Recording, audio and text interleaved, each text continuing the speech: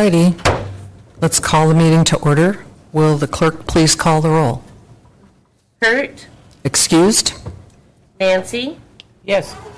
Bob? Excused? Cindy? Here? Jay? Here. Mark? Excused? Eric? Here. Thank you. All right, thank you. Would you all stand for the voluntary Pledge of Allegiance?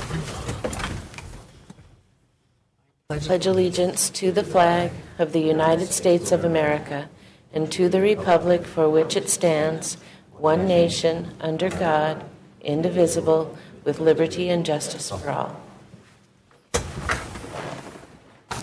Oops. Alrighty, the first order of the day is the approval of the minutes. There are no minutes available for approval, so we will move on to the amendment and approval of today's meeting agenda. Do I have a motion to approve? So moved. Second. Been moved and seconded. Are there any changes to the agenda? Hearing none, all those in favor? Aye. The next item on the agenda is the Mayor's Proclamation of Appreciation, and I believe we want to bring Sally to the front while we read the proclamation. Pardon? Sure.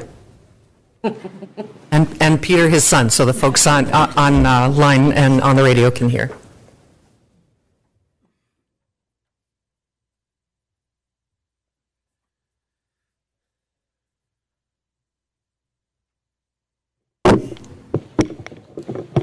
It's a little tall for me, but I'll make it work.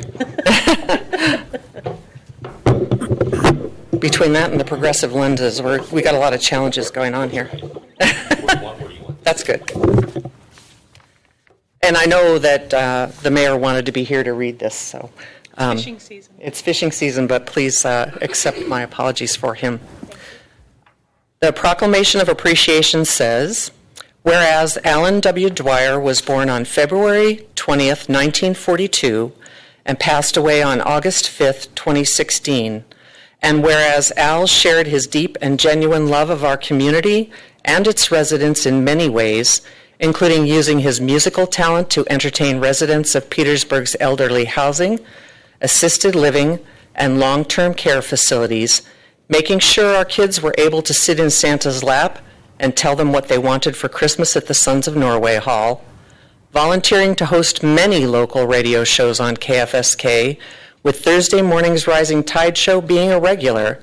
His opening tune, Chantilly Lace, was played specifically for the kids at the Petersburg Children's Center, and co-hosting the annual Show Tunes show with his beloved wife, Sally, each Thanksgiving morning, proudly marching in the St. Patrick's Day Parade and Little Norway Festival parades, volunteering his time and expertise at St. Catherine's Catholic Church and Parish Hall, serving as an active member of the Sons of Norway in multiple capacities, including past president over the last 37 years, involvement with the Elks and Moose Lodges and the Beat the Odds Committee, volunteering as a member of the Petersburg Fire Department and Emergency Medical Services for 7 years, and whereas Al was elected to the Petersburg City Council in 1982 and was later elected as Petersburg's mayor in 2007, Al served honorably as mayor for 5 years, during which time he was always willing to place his concern for the public good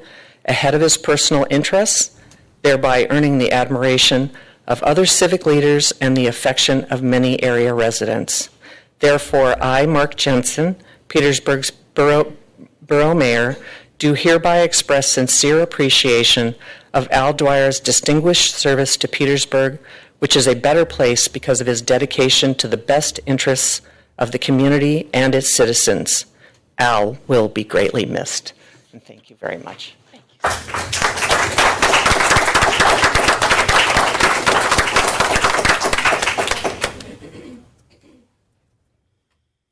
Thank you very much.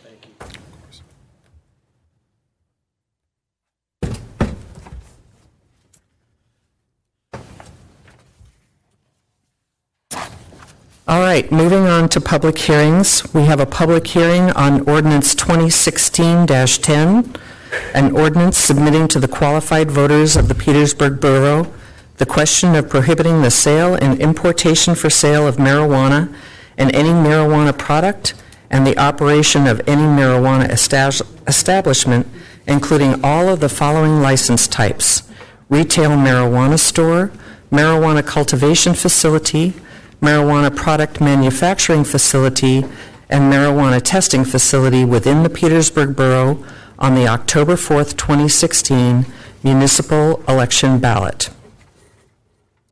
Any public testimony regarding placing the question of prohibiting marijuana establishments in the Petersburg Borough on the regular municipal election ballot in October will be given a hearing at this time.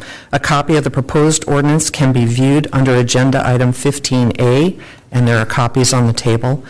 And a clause clarifying that local government may not prohibit the personal use and possession of marijuana and marijuana products has been added to the ballot language since the ordinance was approved in its second reading, and that is just a quote from state law. That's not any change that we have made locally. We've just inserted the state legal language into the resolution so that it's clear what this resolution will and will not do.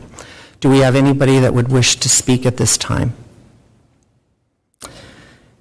Hearing none, we'll close the public hearing, and the next item on the agenda is bid awards, and I believe there are none. And moving on to the next item in the agenda is visitors' views related to the agenda. Is there anyone that wishes to speak to an agenda item? Brian?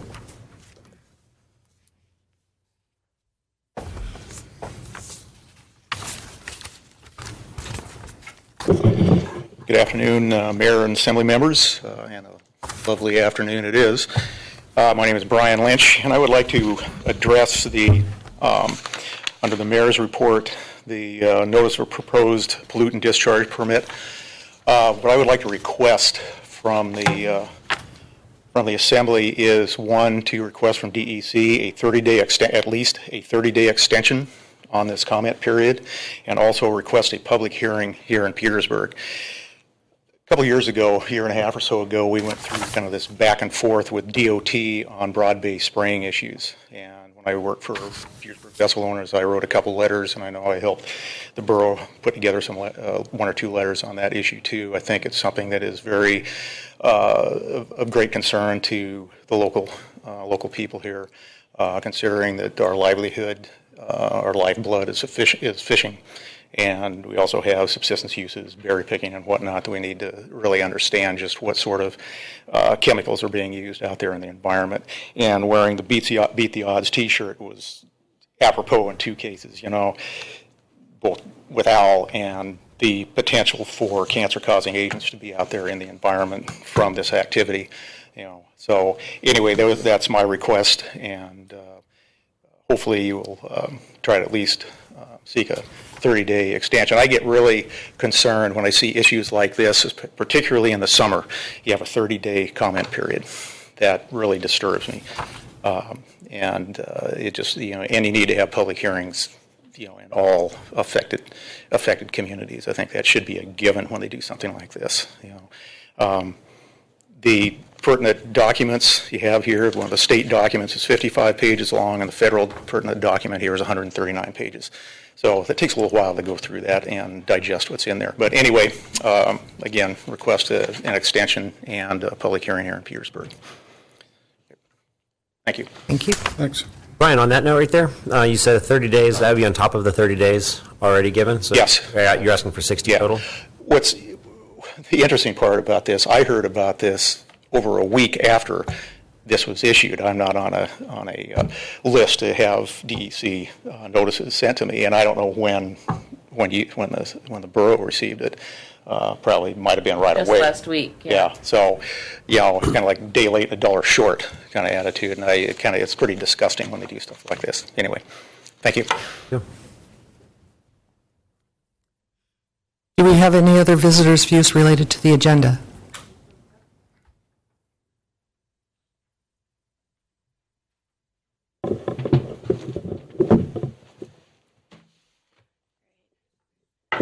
That should be fine. Thank you. And I'm going to bring my little monitor here as well.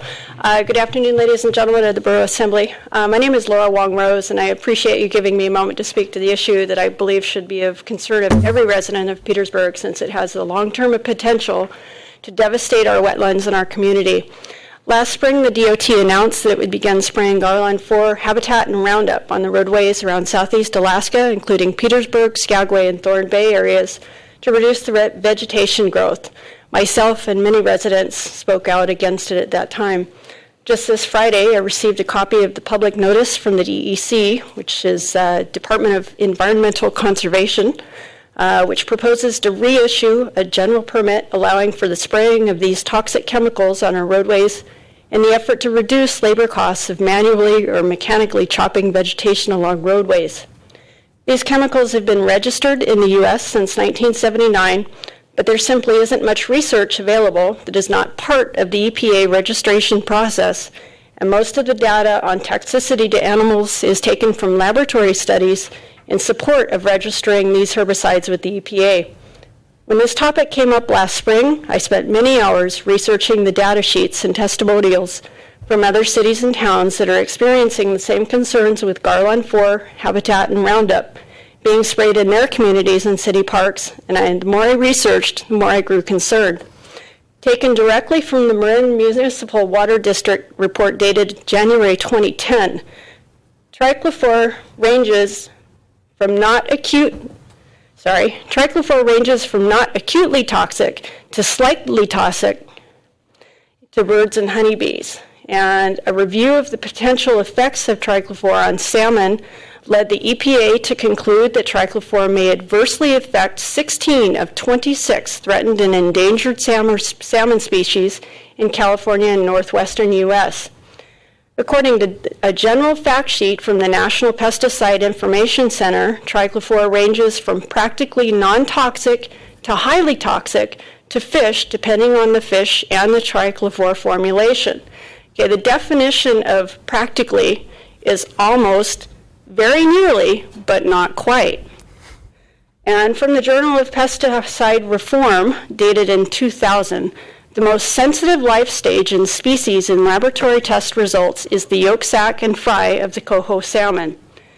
Also, from the Weed Control Handbook, which is the Nature Conservatory, dated 1994, data has shown there is a significant chance of acute lethal effects to fish exposed to low-level residues for more than 6 hours, and in addition, delayed lethal effects were seen in fish exposed to high concentrations for short durations.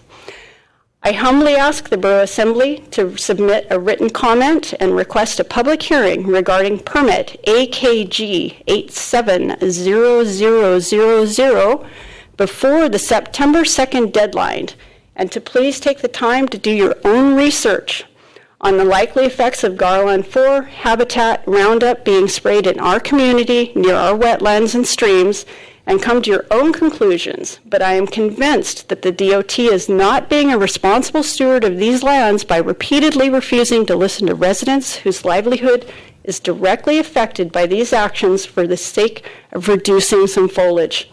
I thank you for your time, and please feel free to contact me if you'd like to see any of the hundreds of pages of material I have documenting the sheer stupidity of this proposed action. Thank you. Thank you very much. Is there anyone else who would like to speak to items on the agenda? Hearing none, we will move on to visitors' views unrelated to the agenda. Are there any that wish to speak to items that are not on the agenda? And there are none, and we do not have any board, commission, or committee reports or items on the consent agenda. So we move on to the report of other officers. And we have Sebastian O'Kelly, who is a consultant for the borough, who will report on the current status of federal issues impacting Petersburg. Good afternoon. When I left DC, it was 98, so I'm even though it's a little wet, I'm glad to be here in a more temperate climate. So thank you for having me come speak, and I always enjoy my visits up here to see what's going on in the community, and also spend a little time fishing and recreating as well. I'll give you, I know you guys get our written reports. I'll give you basically a rundown of our most recent report and the issues that are going on back in D.C. First of all, the budget. Congress recessed July 15th without passing any of its appropriations bills. So this has become the norm in the last few years. We're likely to see a continuing resolution when they return in September. They're only in session just for a month to recess for the election, and possibly consideration of an omnibus appropriations bill at the end of the year. It's still a little bit up in the air on that one. There are a number of issues pending in the appropriations process of interest to Petersburg. One is funding for the Section 107 Army Corps Small Navigation Projects Program. Senator Murkowski was able to get an increase in funding for that program. That is the program by which would fund the South Harbor dredging. So I know you guys have had the Corps come visit you, I think, in June to talk about that project and talk about its scope, and it sounds promising. So it's something we've been working on for a while. You know, the days when right now we're not able to earmark funds anymore, so the way we work is to try and increase funding for certain programs where there's a particular benefit, and then make the argument with the delegation and with the agencies to move forward with those projects. One thing I would like to note on the issue of earmarking. Next year, I think there's going to be a big debate in Congress on budget process reform to try and address this, inability to pass budgets on time, to make some big structural changes to how budgets are organized and how the process works, moving perhaps to a two-year budget. That's one idea on the table, but I think we'll see the discussion of earmarks come back up in that debate. I don't know where it will all go, but there is a feeling amongst some in the congressional leadership, in both the House and Senate and Republican and Democrat, that loss of that ability has contributed to the inability to pass appropriations bills. In the past, having the ability to designate projects in member states and districts helped secure their votes for that legislation. And so that since 2011, since the moratorium has been in effect, that tool is no longer in practice. So I think they're going to take a look at it in this debate and budget process reform. Where it'll all come down, I don't know, but it will be a subject of discussion. Couple other things going on. There is funding for PILT in both the House and Senate Interior Appropriations bills, another one-year extension with a slight increase. So I think we will see a PILT extension in some shape or form. Secure Rural Schools is also expired, so that program needs to be extended. Right now, there isn't a legislative vehicle. In the past, the last go-around, it was passed as part of the tax extenders bill. This is a bill that extends a number of fairly popular tax breaks that are due to expire. So I think there'll be an effort to include its extension there. I don't know how that will come out, though. Another issue I thought I'd touch base on is Coast Guard vessel replacement and asset replacement. Coast Guard is on a long-term plan to replace many of its assets nationwide. That includes the replacement of its 110 class of vessels with the new fast response craft, the 154s. Senator Murkowski was able to include some language in the Department of Homeland Security appropriations bills asking for an Alaska plan, so that the delegation could know with more specificity where the Coast Guard is going. Right now, there's some uncertainty, not only I think within Petersburg, but within a number of other communities about what the Coast Guard's plans are for within their communities. So we'll get that next year sometime, and obviously keep you all closely informed as to what's happening here with the Anacapa and how you all want to proceed. Lastly, on the British Columbia mining issue, the delegation did earlier this summer, spring, write a letter to the State Department asking, what's going on diplomatically in terms of their interactions with the Canadian counterparts on ensuring that we don't have a Mount Poly type disaster one day when some of these new British Columbia mines are permitted and up and running. They got a response back that was sort of along the lines of, well, we're having continuing dialogue and meetings, but didn't provide that much specificity. One of the issues I know has been to try and set up a water quality testing and baseline so that we understand what some of the releases are, or even just in routine operations. So there is, Senator Murkowski does have some a directive in the EPA's and appropriations bill to sort of start setting up a partnership with working with it's not specified which Native Alaskan group, but working with a Native Alaskan group to set up a program to start doing some water quality testing and monitoring of some of the transboundary rivers, with a focus, I think, on I think if I get this pronunciation right, the Unuk. But the Stikine obviously would be another river that they would look at. We have pending the landless tribes ANC or urban corporation legislation that would confer ANC type status with and a new terminology called an urban corporation to the native villages, which include in Southeast, which would include native village of Petersburg. That legislation is pending. Don't know, if it'll pass or where it's been introduced as a standalone bill, but it's also been folded into another bill as well. So we'll keep you closely apprised of that as it moves forward. The FAA, I know there's been an issue out in the out years as to what will happen with your airport in terms of whether the state, I know, is seeking to dispose of its airports.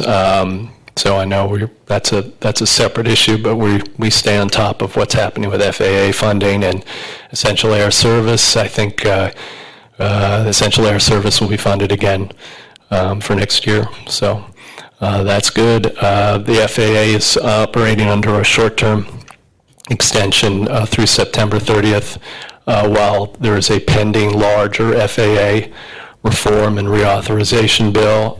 That bill does include an effort to privatize the air traffic control functions of the federal government. That's quite a controversial provision.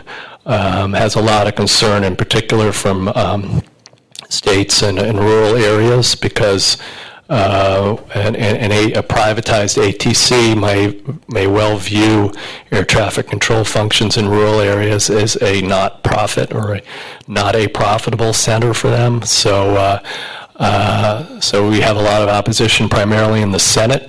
The Senate bill does not include that provision. It's in the House bill. They're in conference now, so we'll see where that goes. Hard to say whether I'm inclined to think it probably will get dropped, but I don't know that for sure. There's no final disposition of that, and it may hang things up again so that we have another FAA extension. So typically we have to go through multiple FAA extensions before we actually do a FAA reauthorization bill. Lastly, talk a little bit about fisheries. The Magnuson-Stevens Act is due to be reauthorized. There's been bills floated in the Senate. A bill has passed the House, but the current thinking is that a bill will not get through this Congress, and that we'll be back debating it next year. We have some possible changes on the Senate Fisheries Subcommittee. Senator Rubio is the current chair. He is running for re-election. in Florida. If he comes back in, there could be some shuffling going on with the subcommittees. I know Senator Sullivan is on that committee, and he's angling to take over the leadership. He'd like to have it, but that's something that would be great for Alaska if that comes to pass. But again, too early to figure that out for now. It's something we'll find out more as we get into the next Congress and they start organizing the committees and subcommittees. That's about all I have to report. If there are any questions that you have or comments, I'll try and address them. Questions? Thank you very much. Thank you. It's good to see you again. Okay, yes, great to be back. Moving on to the mayor's report. And one of the items is this notice of proposed pollutant discharge from the state. And it is, the state has changed their process. They have a draft permit public notice period that started August 2nd and will expire on September 2nd. And it's for pesticide general permit for discharges from the application of pesticides. ADEC is proposing to reissue an APDES general permit to regulate source discharges of pollutants associated with the application of biological pesticides or chemical pesticides that leave a residue. This permit is commonly called a pesticide general permit. The permit would apply statewide except for lands within the Metlakatla Indian Reserve and the Denali National Park Preserve. And it covers point source discharges of pollutants associated with the application of biological pesticides or chemical pesticides that leave a residue from the following use patterns: mosquito and other flying insect pest control, aquatic weed and algae control, aquatic nuisance animal control, and forest canopy pest control. The proposed 2016 permit will remain largely unchanged from the 2011 one that was issued previously by the EPA in 2011, from which Alaska assumed the transfer of program responsibilities in October of 2012 as part of the APDES program. And that the current one expires on October 31st of this year. No mixing zone is proposed with this permit. And DEC has tentatively determined to reissue a discharge permit for the activities described above. And if folks are interested in weighing in, written comments or requests for a public hearing on the draft general permit must be submitted within 30 days of the issuance of this public notice, which, as I said, was August 2nd. You must direct your written comments to the attention of Jim Ripkema at the address or email on the form. And will we have that posted on the Borough webpage? We sure can. Okay, I They think... can get it from the front desk as well. Okay. But I'll make a note to get it on the webpage. Okay, that would be helpful. All comments should include the name, the address, and telephone number of the commenter and a concise statement of the comment on the permit conditions and the relevant facts upon which the comments are based. Comments of either support or concern which are directed at specific cited permit requirements are appreciated. Mailed comments must be postmarked on or before the expiration date of the public notice. And we did have quite a bit of testimony and comment about this a year or so ago, and I'm not sure how the Assembly wants to handle it, but we had provided, I believe, comments in the past, and this is a very streamlined process that the state has gone to that is really giving us less ability to have a meaningful discussion, in my view, and I would certainly recommend that we at least ask for a public hearing, if not make a comment as an assembly. If I may? Sure. Simply put, I would like to echo Mr. Lynch's comments. I think it would be powerful for us as a borough to ask for a 30-day extension and local public hearings in communities affected by this. I don't know how we could proceed with that as an assembly, but being the comment period ends before our next meeting, I think if we are to take action as a group, this would be the time to do so. Agreed. And are we able to interject that into this agenda? Yes, I believe that if you are all for an agreement, that you would like a letter written from the mayor. Let's say it's going to be from the mayor. It can't be a resolution because you would have to vote on it in a meeting. But the mayor could write a letter opposing it and asking for the extension. And if you all agree on that, I believe in this. Tell me to do it and we'll get it done. Then I need a motion if we want to proceed. move. Second that. It's been moved and seconded.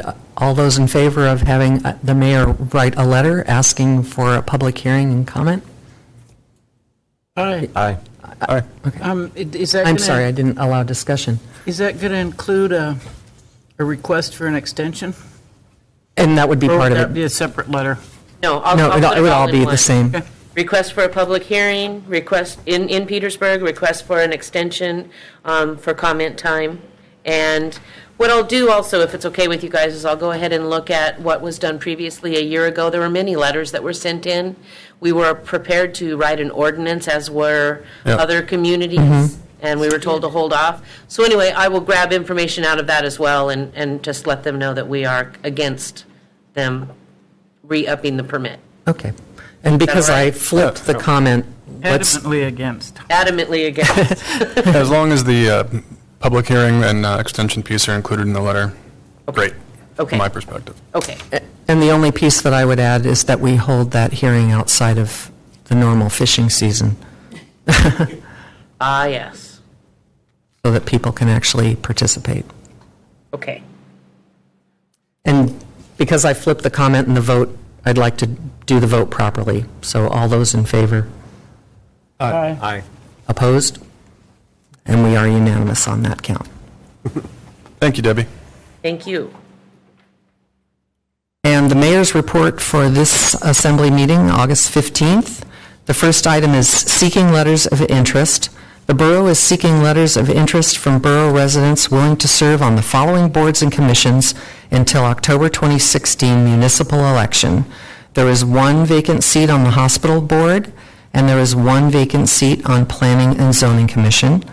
Letters of interest may be addressed to the borough clerk and emailed to dthompson@petersburgak.gov, mailed to P.O. Box 329, Petersburg, Alaska 99833, or you can drop them off at the Borough Administration Office in the PIA building at 15 North 12th Street.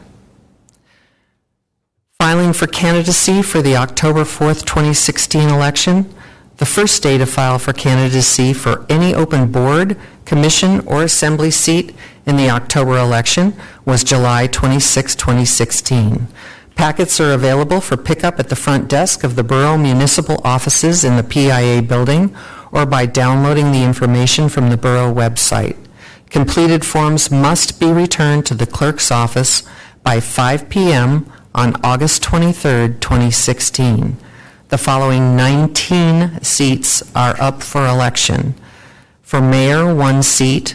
For assembly, 2 seats. For school board, 2 seats. For hospital board, 4 seats. For planning commission, 3 seats. For harbor board, 2 seats. For library board, 2 seats. And for public safety board, 3 seats. As of Friday, August 12, 2016, the clerk's office had received 5 total declaration of candidacy forms, 1 for the mayor's seat, 1 for an assembly seat, 1 for a school board seat, and 1 for a planning commission seat, as well as 1 for a library board seat.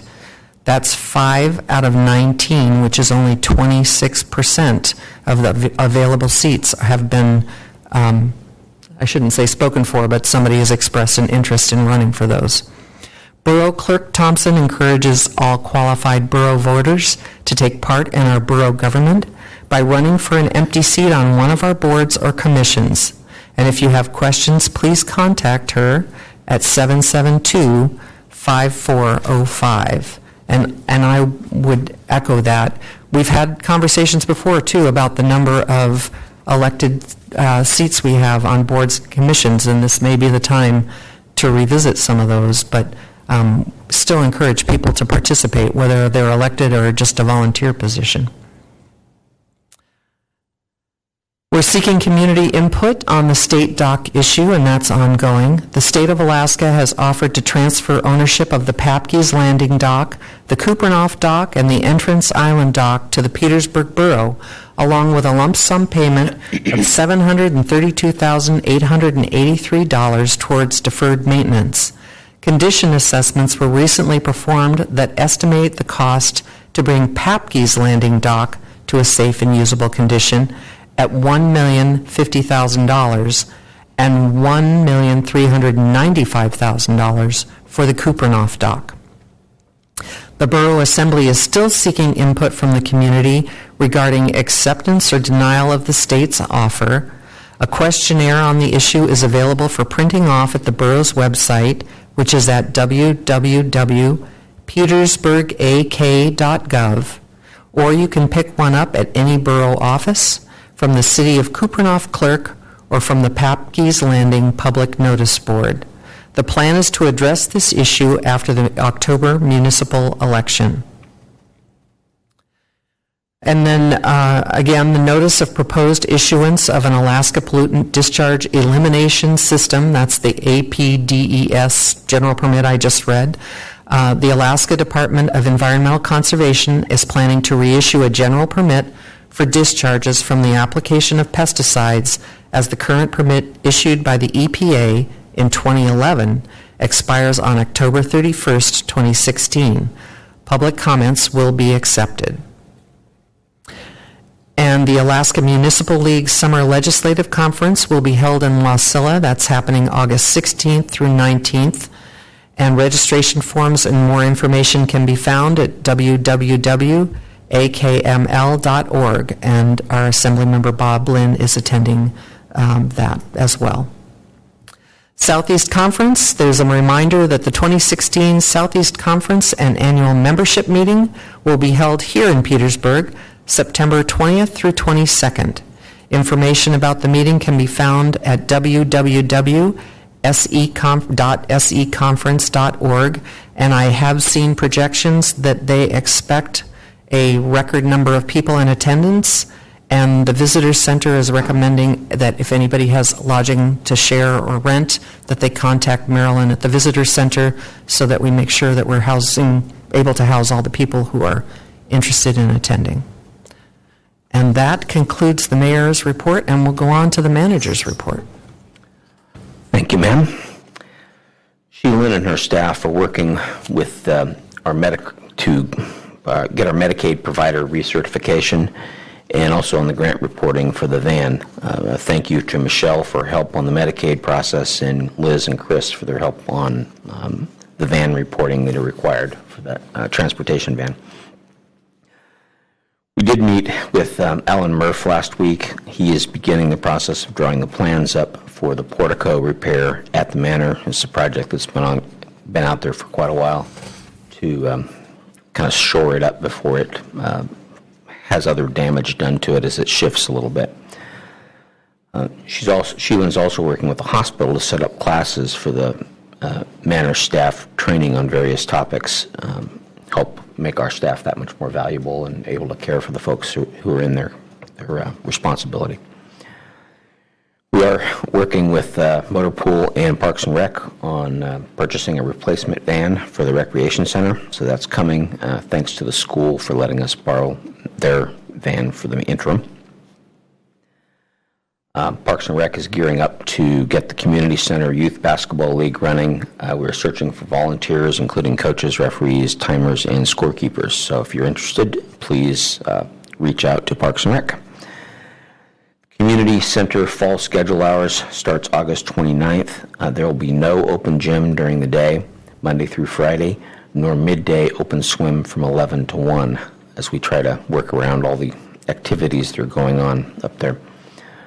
Maintenance focus in Parks and Rec is on pruning and maintaining the cleanliness of the park facilities. Jesse has been diligently working to repair the replacements of headstones at the cemetery, some of which have begun to sink over the years, so we're trying to get ahead of that. Sandy's working with the Division of Homeland Security and Emergency Management on a visit. They'll be here first part of September. They're actually going to bring an earthquake simulator, provide training, and facilitate a tabletop exercise, and she'll be getting information out to department heads and the assembly and the community on those events. Police and fire personnel have met with ProCom and regarding the new dispatch consoles and improving the public safety communications. It's basically making sure that our scope on the new building project includes all of the communications project equipment, as well as the interfaces that they need to communicate when they're out in the field and with the 911 folks. So it's ongoing and will continue as the building project moves forward. Police department has been fairly busy since the first of the month. They've been averaging a little over a dozen calls a day, with 2 arrests and 4 citations issued. They've made more arrests and issued more citations this year to date than last, in spite of being somewhat shorthanded. An example of one of their calls, and this, we all need a laugh at times, so this had to go in there. One of their more interesting calls, an employee of one of our processors was seen climbing 2 flights of stairs, walking into the bunkhouse room, climbing into bed, and passing out while his pants were fully engulfed in flames. This resulted in smoke alarms going off, and evacuation of a couple hundred workers from the bunkhouse, and a quick trip to the hospital for the burning man. The report is still in the process of being written and researched, so you never know. Senate Bill 91, you'll hear us talk a lot about this, is in effect, and the effects are already fairly evident. An arraignment last week, we had 3 people show up, all of whom had multiple charges of violating conditions of release. One was released on a felony drug charge. In the past, we would have asked for a significant monetary bail or remand back to jail. All of them were released back into the community with essentially no new incentives to follow the court's order. This is, again, the state's crime bill that was signed and passed, and it's fairly clear from what we're saying that the mandate is to not put people in jail. And it's posing a challenge for our officers as well as the community, and we're continuing to talk about it and look for possible solutions. The Planning Commission meeting has been rescheduled for August 23rd at 2 p.m. for those people involved in it. As Cindy mentioned, the Southeast Conference is expecting record attendance at their annual meeting in Petersburg next month. Thank you to PFI for opening up their bunkhouse to accommodate attendees, and we're asking folks again, if they have available rental space from September 20th through the 22nd, to please contact Marilyn at the Chamber. Public Works staff will begin constructing an open-top container bulkhead at the Baylor facility in the near future. The concept behind that is it'll allow sanitation staff to load a really bulky items such as old fiberglass boats and trailers into a container in a far more efficient and easier manner. CBC construction has reached substantial completion on Pump Station 2 with some minor issues to address. The new pumps have been officially started up and are pumping wastewater without issue. The contractor has moved their operation to start work on Pump Station 1 and has established a bypass of the station through the new force main within South Nordic Drive. The old force main on the South Harbor Beach has been flushed and is no longer in service. That is really, really good news. With the bypass in place, the contractor can dismantle the pumps in preparation for rehabilitation and upgrade of the pump station. It's the one we were really worried about with exposed pipe for wastewater literally right on the beach. Chris Cotta is working on the development of a design RFP for the City Creek Dam rehabilitation. This is for a lot of surface work where it's cracking in some spots, and we'll get that out and have the assembly take a look at it once we're done.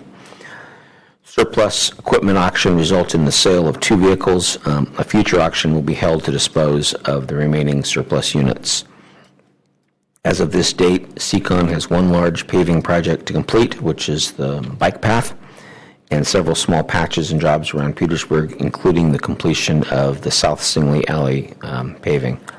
So, a lot less than they were doing, but they're still in town, so everybody keep an eye out.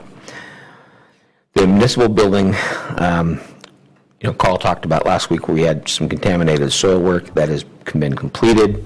Total of 36 cubic yards of contaminated soil was removed from the site. The soil will be run through Seacon's asphalt plant to burn off the diesel fuel contamination and then tested to ensure adequate reductions in contamination. Pending an acceptable result to the testing, the soil will then be disposed of at the landfill. And the library wanted me to throw in a plug. They've got 3 very special programs coming up. One, which is on August 15th, the Documenting, Preserving, and Collecting Alaska's Fishing Industry History. On August 25th, a puppet making workshop with the U.S. Forest Service 2016 Artist in Residence. And exploring yoga through movement art and watercolor journaling on August 29th through September 1st. And that's it, unless All right, thank you very much. Are there any questions?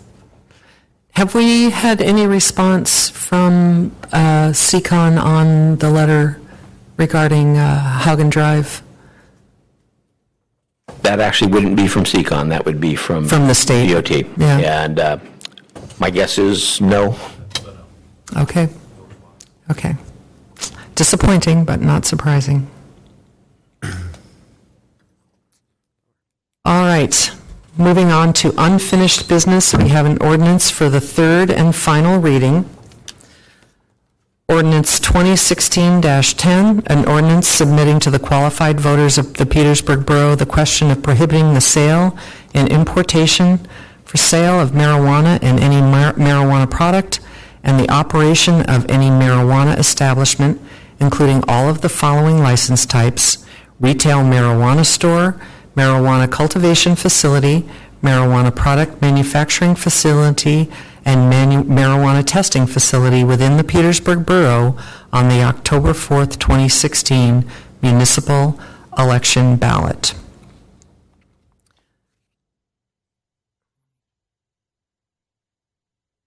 And then, as we noted, the clause clarifying that local government may not prohibit the personal use and possession of marijuana and marijuana products has been added to the ballot language since the ordinance was approved in its second reading, and that would be use in private locations, not out in public. Do I hear a motion? So move. Second. It's moved by Member Strand and seconded by Member Stanton Grager that we adopt this ordinance. Will the clerk call the roll?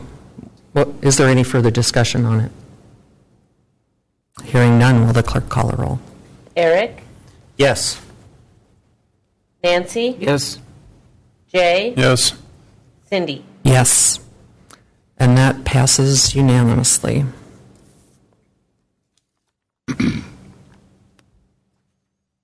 Moving on to new business. There's nothing on the agenda, and there's the next item on the agenda is communications. Does anybody have any communications to report? And moving on to assembly discussion items, do we have any recognitions? Jay? I guess it's kind of a recognition. It is a imploring of people to use their right as an American citizen and vote tomorrow in the state primary. It is our duty to do so, so please do. And I would tie that into your further duty. If you are not registered to vote, please do so. That will not apply for the primary, but for the state and national election. You need to be registered 30 days before an election, that's correct? Correct. So for the October 4th election, we've got some time. And Debbie, how would someone register to vote if they were so inclined? Just walk right up to the front desk of the municipal offices, and Stacy or whoever is there can help you. And it's pretty darn easy, so Very please easy. register to vote. You fill out a form, and we'll even send it in for you. And just so folks are reminded, what are the hours that the polls will be open? I believe it's 7 to 8, 7 a.m. to 8 p.m. for the state election. Yes. And folks can vote early as well, can't they?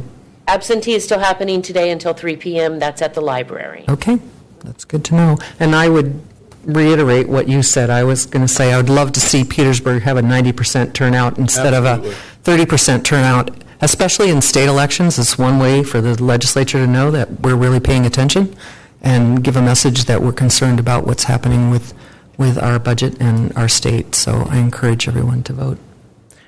Any other recognitions? And I just wanted to thank Sally and Al again. Both of them have done a wealth of things for the community, and was very sad to hear of Al's passing on returning to Petersburg. Moving on, we have more responses to the Kupernoff, Papke's, and Entrance Island questionnaire. And Debbie has summarized those, and I believe all of those are on the Borough website as well.